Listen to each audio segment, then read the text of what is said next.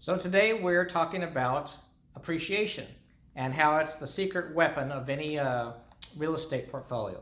Cash flow's nice, the tax write-offs are nice, but the thing that really brings in the wealth, especially over time, is the appreciation.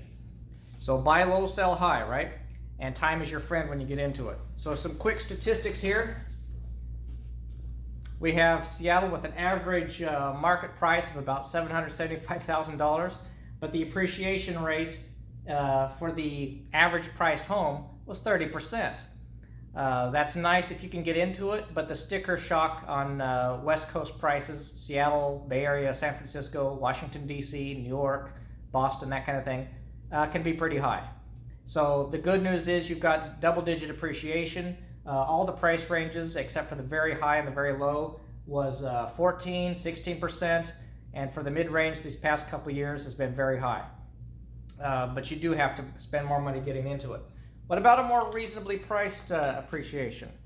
So let's have a look at Huntsville, Alabama. I've been looking there a lot.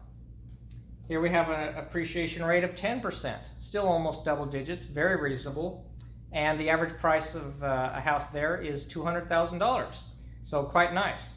So don't think that only the high-end expensive cities have good appreciation. They have the best appreciation over the long term, but if something happens to the city, if the tax structure changes, if a major employer leaves, etc., then that can change. If you're looking to have very nice appreciation and a more stable surroundings as far as economics go, then maybe a second-tier city. Oklahoma City, Huntsville, Alabama, Arlington, Texas, some of these places would be very nice. Let's look at, as our last one here, Omaha, Nebraska. Decent, not in a recession, but not having a super high job growth, but it still has an appreciation of 8%. Very respectable. Still much better than you would do in a bank CD or anything like that. And average price of a house there, $212,000. So if you want maximum appreciation, I'm afraid you have to go in and get an expensive house in a high-end city. If you want decent appreciation, but the entry fee is much lower, especially for condominiums like I invest in, but even multifamilies and that kind of thing, then I recommend some of these medium-sized cities and the suburbs of the major metropolitan areas, not necessarily a metropolitan area. So what are some things to keep in mind for appreciation? When do you do it? I've had all kinds of questions from people who want to buy at the perfect time in the market, and I tell them there's no such thing as perfect timing in the market. When prices are high, buy a little bit. When prices are low, buy even more. And don't sell if you don't have to. Seldom sell. I've heard that from some very smart real estate investors. Don't sell unless you really have to.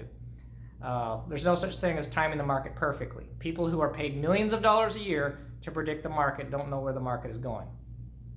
I'll get into some safety measures here real quick. Where do you do it? Seattle, Huntsville, Omaha, like we were talking about, second tier, I want to say TRIC medium-sized cities. How do you do it? Straight. You can buy straight for yourself. You get to keep all the profits. If you don't have all the entry fee money, then the answer is not no. The answer is, how else can I do it? And the other way you do it is fractional ownership. You go in with some partners.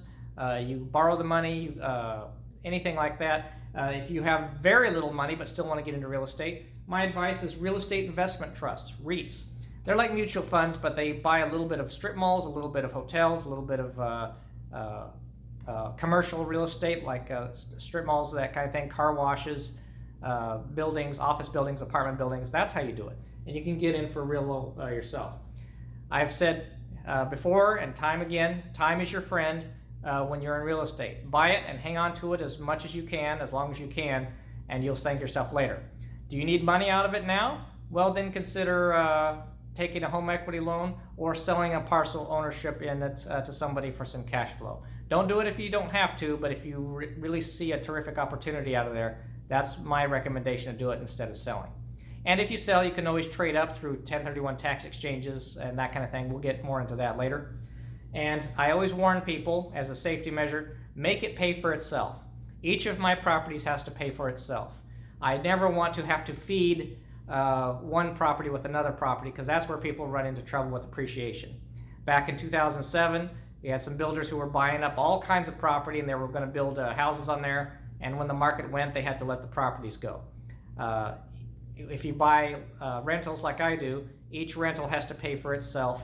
That way, if the market goes down, if the appreciation turns low, like 4%, nationally the appreciation rate is 4% if you stretch it across the entire United States. Even if it were to turn negative though, I only tread water, wait for things to come back up.